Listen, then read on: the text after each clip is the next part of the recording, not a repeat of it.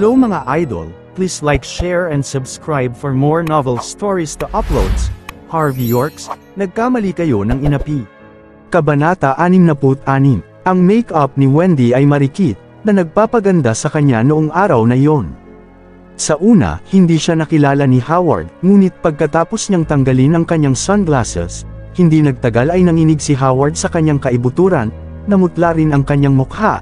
Siya ang Diyosa na hindi niya nagawang makuha ang kanyang contact, hindi lamang siya nagtatrabaho bilang isang supervisor sa York Enterprise, nagmamaneho din siya ng Porsche, samantala, isa lamang siyang security guard doon. Medyo napatigil si Howard, at hirap na hirap siyang lumunok, habang nakatayo sa tabi nila. Walang naramdaman si Harvey, naglakad siya palapit kay Wendy, ngumiti at sinabi sa kanya, medyo makitid ang naiwang parking space, bakit hindi mo kunin yung akin? Nagulat si Wendy, lumapit si Mr. York at kinausap ako. Mabilis niyang binuksan ang pinto ng kotse at lumabas. Pagkatapos ay sinabi niya, okay lang, pumarada ka na lang dyan. Nang sinabi niya iyon, tiningnan niya ang parking space na iyon, di nagtagal ay hindi siya nakapagsalita sa hiya. Ang CEO ay talagang kakaiba sa lahat, masyado siyang mapagpakumbaba.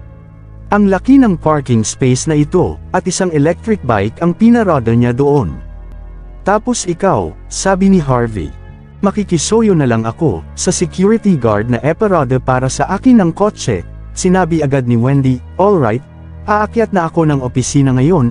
Pagkatapos yun, wala siyang pakialam kay Howard, tumalikod siya saka umalis na, nilingon ni Howard ang kanyang ulo, at ayaw niyang makilala siya ni Wendy, wala namang pakialam doon si Wendy, sa kanya inabot ang susi sa kanya at sinabi, pagkatapos mong iparada ang kotse, iwan mo na lang ang susi sa front desk, isa pa. Bago niya tapusin ang pangungusap, meron siyang kakaibang tingin sa mukha niya, parang namumukha niya agad ito, at sinabi, Howard, ang class monitor, bakit ka nagtatrabaho bilang isang security guard sa kumpanya namin? Labis na pangit ang ekspresyon ng mukha ni Howard ngayon, pagkatapos ay sinabi niya, gusto kong maranasan ang mga bagay-bagay. Ganun ba? Hindi na masyadong pinag-isipan pa ni Wendy ang tungkol doon. Kung sa bagay, wala naman siyang masyadong pakialam kay Howard, bahala siya sa gusto niyang gawin sa buhay niya, importante may trabaho siya. Pero dati silang magkaklase, anumang mangyari, kaya ngumiti siya at sinabi, siya nga pala, sinisante ng CEO ang head ng security team ilang araw na ang nakakalipas, magsumikap ka lang, baka bigyan ka ng CEO ng promotion at taasan ang sweldo mo. Ako, hindi makaimik si Howard, paano mo nagawang pagsabihan akong magsumikap? Gusto mo akong maging security guard sa buong buhay ko? Nagalit siya matapos nitong tulungan si Wendy na iparada ng maayos ang kanyang kotse. Gusto niyang alisin ang electric bike ni Harvey, ngunit biglang nagbago ang ekspresyon ng mukha niya, parang may mali. Alam ba niya na parking space ito para sa exclusive na tao lamang, at yun ay ang CEO lamang ang pwedeng pumarada dito? Nakakapikon talaga ang walang kwentang tao na iyon. Kahit hindi ko alam anong swerte ang meron si Harvey at nakapagtrabaho siya sa York Enterprise, kung malaman ng CEO na kinuha at pinaradahan ng live-in son-in-law na iyon, ang kanyang parking space. Baka mawala ng trabaho si Harvey. Habang iniisip iyon, medyo naging kalmado na uli si Howard. Sa ngayon, umaasa siyang mas miserable ang pagdurusa ni Harvey kaysa sa kanya. Sa CEO's office, matagal nang nakalimutan ni Harvey ang isang tulad ni Howard. Kung sa bagay isang walang kwentang tao si Howard, walang pakialam si Harvey tungkol sa kanya. Sa sandaling iyon, pumasok si Wendy sa opisina at mukha siyang hindi mapakali. Pagkatapos ay sinabi niya, Mr. York. Oh, ikaw pala yan, Wendy. Bakit, may problema ba tayo? No sir, I asked you po kung may ipapagawa po ba kayo sa akin, malambing na sabi ni Wendy kay Harvey. Ah, sorry, nakalimutan ko, siya nga pala, talagang may ipapagawa ako sa'yo, sabi ni Harvey. Isa sa mga Zimmer ang pupunta ngayon para makipag-usap ulit tungkol sa investment. Ikaw ang in charge sa proyektong ito, pero kailangan mong maging maingat sa mga detalye at gumawa ka ng mas maayos na kontrata. Gusto kong siguraduhin kung papalitan ulit ng mga Zimmer ang person in charge sa huling minuto. Sa pagkakataong ito ay kailangan nilang magbayad ng danyos gamit ang lupaing iyon.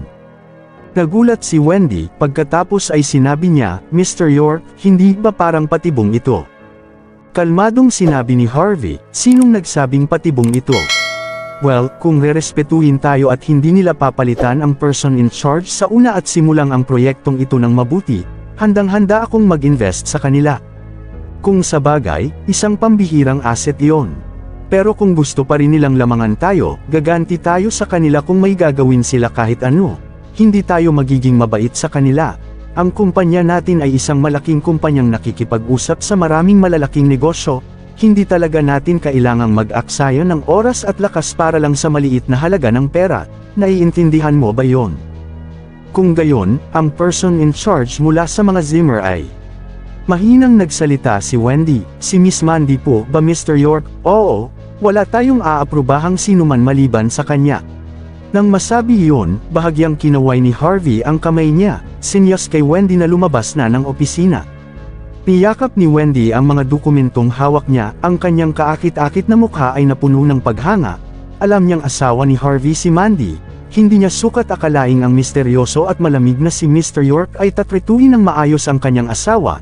Naiingit talaga siya doon, kung nais niyang ibaba ang sarili niya noong nasa universidad pa siya noong mga panahong iyon.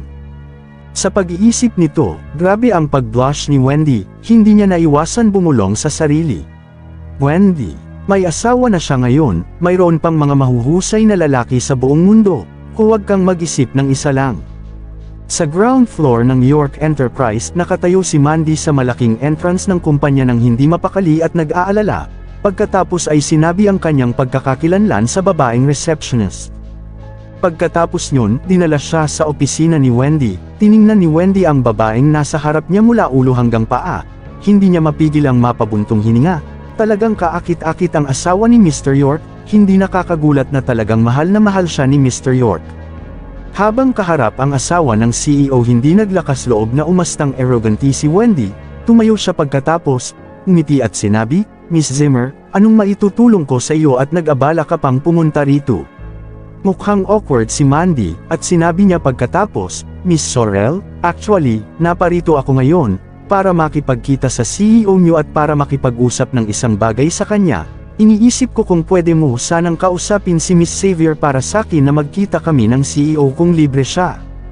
Kabanata 67. Umiling si Wendy at sinabi sa amin ng CEO, na wala siyang oras para tumanggap ng bisita, ngunit patungkol sa insidente ng mga Zimmer, inutusan ako ng CEO na maging in charge para dito, kaya't kung meron kang kahit anong request, sa akin mo na lamang sabihin ng direkta. Naglabas ng mga dokumento si Mandy at inabot ito kay Wendy. Pagkatapos ay mahina nitong sinabi, kung gayon, hindi na ako magpapaligoy-ligoy pa, Miss Sorrell, ang shopping center project ng mga Zimmer ay talagang isang pambihirang asset. Bagaman, 2 beses nyo na kaming tinanggihan, ngunit nais pa rin naming makipag-usap para sa investment. Mabusising binasa ni Wendy ang mga dokumento. Pagkatapos ay ngumiti siya at sinabi, Miss Zimmer, dahil personal kang pumunta ngayon, hindi na kita papahirapan pa, makikipag-invest kami sa shopping center ng mga Zimmer. Talaga, mukhang naguguluhan si Mandy, akala niya ay pahihirapan siya, hindi niya sukat akalaing ganito kadali iyon. Huwag kang mag-alala, pakinggan mo muna ako, sinabi ni Wendy. Ngunit, dahil hindi niyo ginalang ang York Enterprise dati, $30 million lang ang maari naming maibigay bilang investment fund sa pagkakataong ito. Bukod pa dyan, nais naming taasan ng 10% ang kitang matatanggap namin bali sa huling kasunduan natin. Ito ang kontratang muli naming binalangkas, pwede mo iyang maiuwi at basahing mabuti. Kung walang problema dito, pirmahan nyo lang at ipadala sa amin. Siyempre, kung sa tingin ng mga Zimmer, ay masyadong malupit ang mga kondisyong ito. Pwede nating kalimutan ang kooperasyong ito, kung sa bagay, ang York Enterprise ay hindi nangangailangan ng proyektong ito. Seryosong binasa ni Mandy ang kontrata, ngunit nalaman niya ang mga kondisyong nakabalangkas sa kontrata sa pagkakataong ito ay mas malupit kaysa sa dating kontratang binalik niya nung isang araw. Ang mga Zimmer ang may pinakamalaking benepisyo sa dating kontrata, pero iba na ito sa pagkakataong ito, wala masyadong makukuhang benepisyo ang mga Zimmer, at maari pa silang bahagyang malugi. Gayunpaman, hindi na nangahas si Mandy na magsalita pa. Kung tutuusin, swerte silang nakakuha sila ng kontrata sa pagkakataong ito. Hindi nagmamadali si Wendy. Sinabi niya pagkatapos, Miss Zimmer, iuwi mo na yung kontrata kung okay na sa iyo ang lahat, at kung sakaling magbago ang isip niyo, andito lang kami para sa iyo, kung sakaling di pumayag ang pamilya mo sa mga kondisyon namin maluwag sa loob namin ang magpasya. Sa CEO's office. Gusto pa ring bumili ni Harvey ng puting t-shirt sa mga pwestong nasa gilid ng kalsada. Simple at casual din sila, medyo komportable din siyang suot ang mga damit na iyon. Ito ang pinakamataas na gusali sa buong district ng Nimhi. Habang nakatayo sa pinakamataas na palapag at tinitingnan ang buong Nimhi, si Harvey ay medyo kalmado. Matapos saglit na tiningnan ang tanawin, kalmado niyang sinabi, "Sa totoo lang, para sa maraming tao, kontento na silang makatungtong sa lugar na tulad nito, di ba?" Nakatayo sa di kalayuan sa kanya si Ivan ay ngumiti, at sinabi, "Pero para sa iyo Mr. York, ang lugar na ito ay medyo maliit, bakit ka nagpapakumbaba at nanatili sa ganitong lugar sa iyong superiority?" Superiority, tumawa si Harvey. "Ako'y isa lamang na inabando ng heredero ng mga York sa South Light, kung hindi dahil sa perang pag-aari ko, sa tingin mo ba ay tatanggapin ako ng mga York ulit? Tatanggapin ba ako ng nakababata kong kapatid? Hindi. Tinanggap lang nila ako, dahil sa perang pag-aari ko. Ngunit karapatan mo yon." Mahinang sinabi ni Ivan, kasabay nito, napuno siya ng paghanga, bagaman, naging miserable si Mr. York sa nakalipas na 3 taon, hindi pa siya namuhay na parang basura. Sa wakas, muli na siyang makakabangon. Takot ang mga York sa kanya kahit na sila'y isang pamilyang may ganoong katayuan. Sa mga panahong ito, walang kahit isa sa mga York ang nangahas na pumunta at makialam sa York Enterprise. "May ipapagawa ako sa iyo, i-integrate mo ang mga property at asset sa ilalim ng pangalan ng kumpanya, panatilihin mo ang mga kumikita at bitawan mo ang mga pag-aaring nalulugi, pati ang mga investment na isinasagawa dati dahil lamang may koneksyon sila sa mga York." Mahina hong iniutos ni Harvey, "Mr. York, hindi ba natin ma-offend ng wagas ang mga York?" Paalala ni Ivan kay Harvey, "Sa palagay mo ba tatretuhin ba nila ako na kapamilya nila kung hindi ko sila ma-offend? Kailangang may gawin tayo dahil hindi pa naka-recover ang mga York.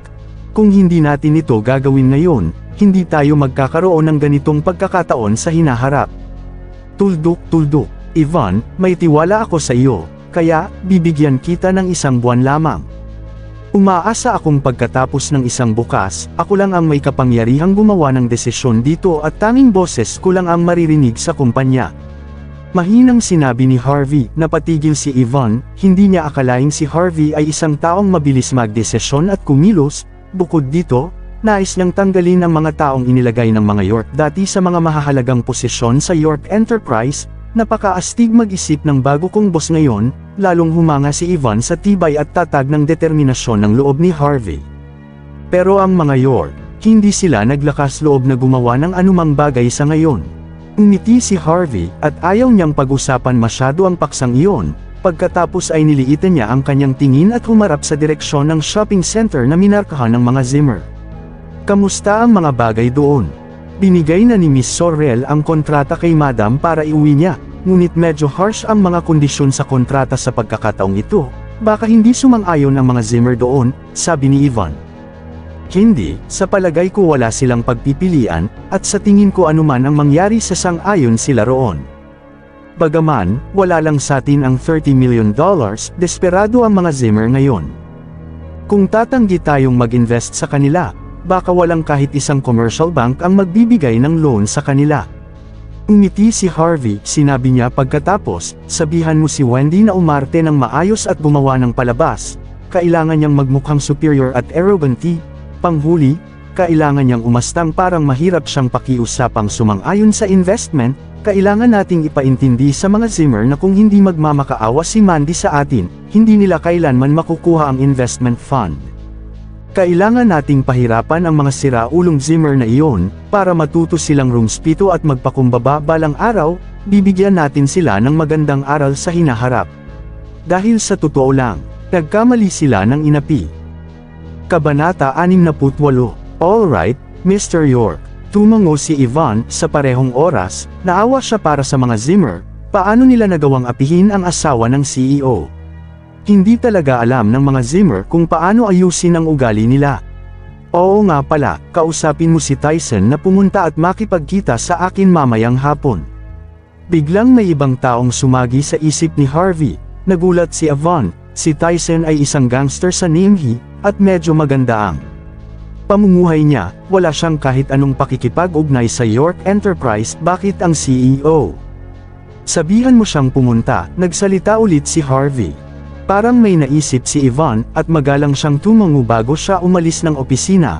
Pagkatapos ng lahat, kailangang sundin ang bawat utos ni Harvey at gawin sa York Enterprise anuman ang mangyari. Kailangan lang niyang gampanan ang kanyang gawain, at hindi niya na kailangang magtanong ng dahilan. Dumating si Tyson, hindi ito sukat akalain ni Yvonne. Si Tyson ay kilala bilang isang nakakatakot at makapangyarihang tao sa Nimhi. Nang matanggap ang tawag ni Yvonne, wala pang kalahating oras ay nakarating na siya sa York Enterprise. Pagkatapos ay magalang siyang naghintay doon, hindi siya naglakas loob na pumasok agad sa opisina ni Harvey hanggat hindi pa oras. Naghintay siya hanggang 3:00 ng hapon, pagkatapos ay dinala siya ni Yvonne sa opisina ni Harvey. Pumasok siya ng opisina nang hindi mapakali. Nang makita niya si Harvey, inilagay niya ang kanyang mga kamay sa tagiliran, at hindi man lang naglakas loob na itaas ang kanyang ulo. Pagkatapos niyon, inangat ni Harvey ang kanyang kanang kamay kay Yvonne, sinemyasan siya na umalis na. Saka lamang personal na naghanda si Harvey ng isang basong tubig para kay Tyson. Kalmado niyang sinabi, "Sige, maupo ka lang, magkaibigan tayo. Bakit kailangan mong kumilos ng magalang? Kung makikita ka ng ganito ng mga bata mo, paano ka pa magiging boss nila? Mr. York, paano ako aastang parang boss sa harap mo? Isa lamang akong subordinate." Pinunasan ni Tyson ang kanyang malamig na pawis, pagkatapos ay hinawakan niya ang baso ng tubig gamit ng kaliwa niyang kamay at sinabi, "Tungkol sa nangyari sa mga Zimmer noong nakaraang araw, hindi ko sinasadya iyon, kung alam ko lang na ikaw yun." Nang sinabi niya iyon, gustong-gusto niyang sakalin si Don hanggang sa mamatay ito. Sa mga nagdaang araw, hindi siya nakakuha ng balita kay Harvey na labis na nagpaalala sa kanya. Nakahinga lamang siya nang maluwag nang matanggap ang tawag ni Yvonne ng umagang iyon. Mag-isang nakaupo si Harvey at mahinang sinabi, "Hindi ko kinimkim iyon, pero Brother Tyson, talagang binigo mo ako. Ilang taon ka? Nang nandito sa Nimhi, paano ka naging aso ng iba at bumubugbog ng tao para sa kanila?" Di nagtagal ay nabalot si Tyson sa malamig na pawis. Sinabi niya, "Mr. York, isang beses lang iyon, totoo iyon, isang beses ko lang ginawa iyon. Hindi ko talaga ginagawa ang mga ganang bagay, laging ang mga tauhan ko ang gagawa niyon." Kalmadong sumagot si Harvey, "Wala akong pakialam kung paano mo dinidisiplina ang mga tao mo, pero sa panahon ngayon, kailangan nating gamitin ang utak natin at hindi ang kamao. Kung ang mga kamao lang natin ang alam nating gamitin sa pagresolba ng mga bagay-bagay, gulo lang ang hinahanap natin. Naiintindihan mo ba ang ibig sabihin yun?" Tumango agad si Tyson at sinabi, "Mr. York, totoo ang sinabi mo, tatandaan ko iyan." Maupo ka dahil gusto ko," mahinahong sinabi ni Harvey. "May gusto akong ipagawa sa iyo." "Sige, Mr. York, nasa serbisyo mo ako." Mukhang magalang si Tyson. Kung may gustong ipagawa sa akin si Mr. York, ibig sabihin hindi na siya galit. Sa sumunod na araw, aalisin na ng aking York Enterprise ang mga bad asset. Alam ko ang mga taong nagmamay-ari ng mga asset na iyon ay hindi mabubuting tao. Ayaw ko sanang kalabanan ako ng mga taong ito sa hinaharap habang ginagawa ko ito. Makakabuti kung maayos itong magagawa, nang sa gayon, masaya ang lahat, mahinahong sinabi ni Harvey. "Alright, naiintindihan ko na boss ang ibig mong ipagawa sa akin, ako na ang bahala sa lahat," kalmadong sabi ni Tyson. At sisiguraduhin kung walang susubok na gumawa ng gulo sa panahong ito. Masiglang tumango si Tyson. Kung hindi niya kayang gawin ang mga ganitong maliit na bagay, hindi siya tatagal bilang isang gangster doon. May isa pa, narinig ko kamakailan na may mga taong nagtatangkang gumawa ng gulo sa shopping center na pag-aari ng mga Zimmer. Totoo ba ito? Nagpatuloy si Harvey. Tumango si Tyson at sinabi, "Oo, narinig ko iyon. Kung sa bagay, may potential ang proyektong iyon na kumita ng malaki. May ilang mga gangster na interesado doon. Gusto nilang angkinin iyon para kumita ng malaki. Lalo na nang marinig nilang, ang mga Zimmer ay nakakuha ng investment fund na $50 million, medyo excited sila doon." Nag-isip saglit si Harvey, sinabi niya pagkatapos, "Tulungan mo akong bantayan iyon, kung meron mang may gustong kumilos, ipaalam mo muna sa akin."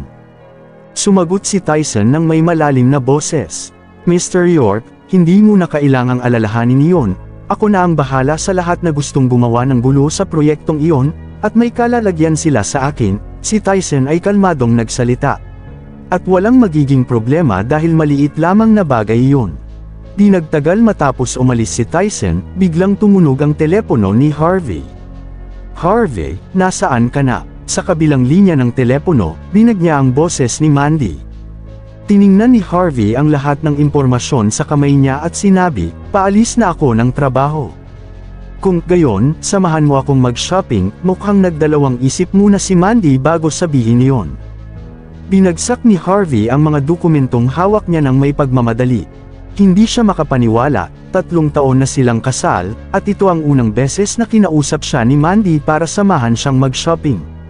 Karaniwang nahihiya siyang isama ni Mandy, kahit saang lugar man sila pumunta. Alright, hindi siya tinanggihan ni Harvey kung sabagay, nagbigay na siya ng utos sa mga bagay na aasikasuhin ng iba. Isa pa, walang malaking isyu sa kumpanya, mga 10 minuto ang nakalipas. Sumakay si Harvey sa kanyang electric bike at narating ang pedestrian street. Wala siyang magawa dahil wala na siyang oras para dalhin pa ang Porsche niya. Ang pedestrian street ang pinakamaunlad at pinakamasiglang lugar sa buong Ningbo. Nadoon ang lahat ng malalaking shopping center sa buong kalsada. Marami ding tao doon, matapos iparada ni Harvey ng maayos ang kanyang electric bike, di nagtagal ay nakita na niya si Mandy. Sa kabila ng maraming tao, siya ay lubos na kaakit-akit at kapansin-pansin. Sa unang tingin, madali siyang makikilala, nakita niya din ang electric bike ni Harvey, at agad na isinenyas nito ang kanyang mga kamay kay Harvey. Nakasuot si Mandy ng simpleng t-shirt na may pleated skirt at isang pares ng casual high heels, pinapatingkad ng kanyang kasuotan ng kanyang perpektong hugis ng kanyang katawan, kung kaya, ang ibang lalaki ay hindi mapigil ang lumingon at tingnan siya ng may halong paghanga. Kung meron silang ganong asawa, labis silang masisiyahan, at baka tumawa pa sila kahit na mahimbing silang natutulog. Kabanata 69, may isa pang magandang babae sa tabi ni Mandy. Nakakagulat na si Cecilia iyon, sobrang sexy ng kanyang body figure. Sa sandaling iyon, nakasuot siya ng maikling palda at mukhang kaakit-akit. Magkatabing nakatayo ang dalawang magandang babae, at nagtataglay silang dalawa ng magkaibang aura. Talagang maraming tao ang lumingon at tumingin sa kanilang dalawa nang dumaan sila. Nang makita si Harvey, sumimangot si Cecilia. Naging awkward din siya. Ngayon lang ulit sila nagkita ni Harvey matapos ang insidente sa $800,000. Naisip niya ang insidente kung saan tumaya sila at maya-maya ay nag-blush siya, ngunit hindi pinansin ni Harvey si Cecilia. Naglakad siya palapit kay Mandy nang walang pakialam, ngumiti siya saka sinabi, "Mahal, narito ako." Nainis si Cecilia dahil dito, nagsuot ako ng nakakaakit, siguradong mabibighani ang sinumang makakakita sa akin dahil meron akong magandang hugis at hitsura, pero bakit ang arrogant mo? Ni hindi mo man lang ako, tiningnan ng direkta. Gusto mo bang sampalin kita ng husto? Mukhang maganda ang mood ni Mandy sa araw na iyon, habang si Cecilia, ay hindi na nagsalita pa nang marinig na kinakausap ni Mandy si Harvey na may paglalambing. Inabot niya ang bag kay Harvey at sinabi, "Ikaw ang in charge sa pagdadala ng mga bag para sa amin." "Siyempre, akong bahala dyan, mahal." Masayang ngumiti si Harvey, saka lamang niya tiningnan si Cecilia at sinabi, "Mabuti kong anak, gusto mo bang hawakan ni Daddy ang bag para sa iyo?" "Ikaw." Labis na nagalit si Cecilia sa kanya, nakatitig siya kay Harvey. "Harvey, huwag mong isiping napakagaling mo na dahil lamang may taong nagpahiram sa'yo ng $800,000, kung kaya mong kumita ng malaki, saka ka lang magyabang, sa harap ko." Umiti si Harvey at sinabi, "Mukhang hindi kayang tumaya ng ganyan." "Ikaw." Galit na si Cecilia, kaya binato niya ang bag kay Harvey. Hindi na inisip ni Harvey iyon basta masaya si Mandy. Wala siyang pakialam sa kung sino mang tao. Binitbit ni Harvey ang mga bag nila at naglakad sa likuran nila. Sina Mandy at Cecilia ay naglakad sa harapan niya habang nag-uusap ang dalawa. Habang nakikinig sa usapan nila, naintindihan ni Harvey ang sitwasyon ngayon. Ang mga kondisyong binigay ng York Enterprise ay masyadong malupit. Sa palagay ni Mandy, hindi sasang-ayon ng mga Zimmer doon. Kung kaya, naguguluhan siya ngayon, nais niya sanang makita ng personal ang CEO kinabukasan, pero hindi niya ito maintindihan kung bakit napakahirap nitong hagilapan. Takot ba siya sa mga babae, o meron pang ibang dahilan? Di kaya kilala ko na siya, dati pa. Ewan ang gulo ng sitwasyong ito, buntong hininga ni Mandy. Habang si Harvey ay tahimik at pasipol-sipol lang sa kanilang tabi. Tuldok-tuldok. Walang masyadong interes si Cecilia sa pinagsasabi nito tungkol sa negosyo. Ngunit nang mabanggit niya ang tungkol sa bagong CEO ng York Enterprise, mukhang naging excited si Cecilia. Sinabi niya pagkatapos, "Mandy, hindi mo pa ba nakikita ang hitsura ng bagong CEO ba iyon?" Hindi pa, saka umiling si Mandy na may lungkot sa kanyang mukha. "Nako, sayang naman, narinig ko na ang bagong CEO ay hindi lang bata at mayaman. Baka napakagwapo niya, isa pa, may six-packs siya at ubod pa daw ng macho, hayop ang sarap siguro niya." Sabay tawa ni Cecilia, "Bakit hindi kaya kita samahan bukas? Baka sakaling makuha ko ang kanyang social contact. Sa palagay mo ba may pagkakataong maging asawa ako ng CEO?" Si Cecilia ay tila isang baliw na babae, at hindi na niya mapigilan ang kanyang sarili. Habang nakikinig doon, hindi nakapagsalita si Harvey sa hiya. Inakala niyang si Cecilia ay karaniwang isang malamig at masungit na babaeng walang interes sa lalaki. Iyon pala, para lang siyang isang ordinaryong babaeng may gusto sa mga mayayaman at gwapong lalaki tulad ko. Pati ba naman abs ko ay pinagnanasaan pala nito? Ngumiti si Harvey sa mga kalukuhang pag-iisip nito. Kaya bahagya siyang napansin ni Cecilia at sinabihan, "Hoy! Kulokoy, hindi mo katulad ang gwapong mayaman at bagong CEO ng York Enterprise, kaya tama lang sa iyong manahimik at bitbitin ang mga bag namin." Ngumiti lang si Harvey at bumulong sa kanyang sarili, "Tama lang, na hindi nila dapat malaman ang pagkakakilanlan ko sa ngayon, sa tamang panahon malalaman niyo rin kung sino ako, at kung paano kayo nagkamali ng inapi." Kabanata 70. Pero kung malaman ni Cecilia na ang bata at gwapong CEO ay tinutulungan siyang hawakan ang bag niya ngayon, ano kaya ang iisipin niya? Seryosong tiningnan ni Mandy si Cecilia, matapos ang ilang sandali, tumango siya at sinabi, "Oo, malaki ang pag-asa mo, ngunit may problema, marami kang karibal." Bagaman, hindi ko pa nakikita ang CEO, nakita ko na, ang iba, ang kanyang secretary, manager, maging ang babaeng receptionist ay sexy at kaakit-akit, malapit sila sa kanya, kaya may mas malaki silang tsansa doon.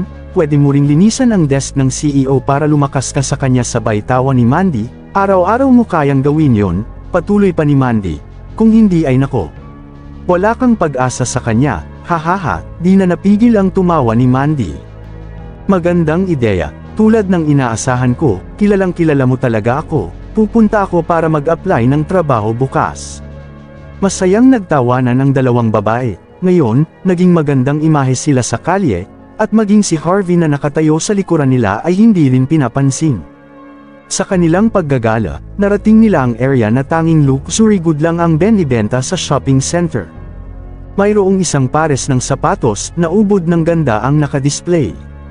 Nakita nila ito sa display window, isang exclusive shop sa harap nila.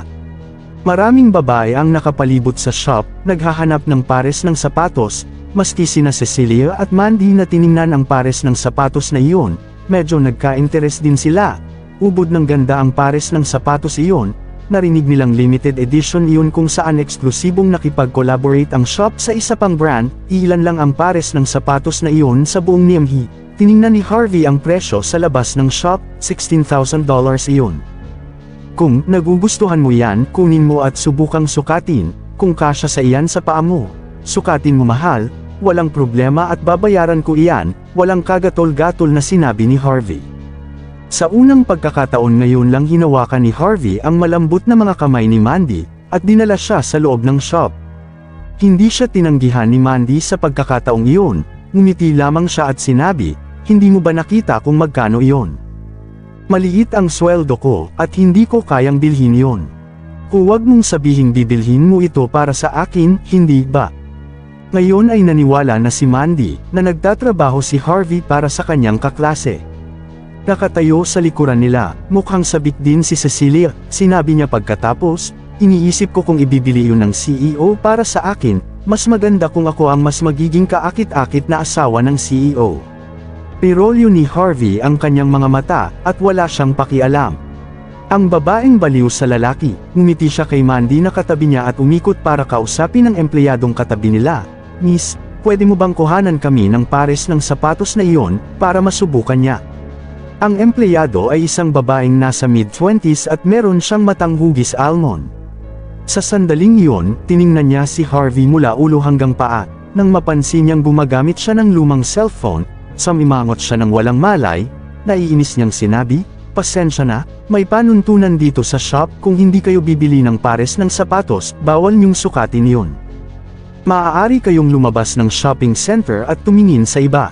Maraming estante sa gilid ng kalsada, mura lang ng mga sapatos doon, pwede mo pang sukatin, kung kailan mo gusto." Nang sabihin niya iyon, tumingin siya kay Mandy, di nagtagal, naintindihan na niya ang nangyayari. Gusto ng pulubi na itong umastang mayabang at makapangyarihan sa harap ng Diyosa, bakit wala ba siyang hiya sa sarili? Gumagamit lang siya ng lumang phone. Sigurado ako hindi niya kayang bilhin ang pares ng sapatos kahit wala siyang gagastusin sa pagkain sa buong taon. Please subscribe and hit the notification bell for more novel stories. JC Entertainment.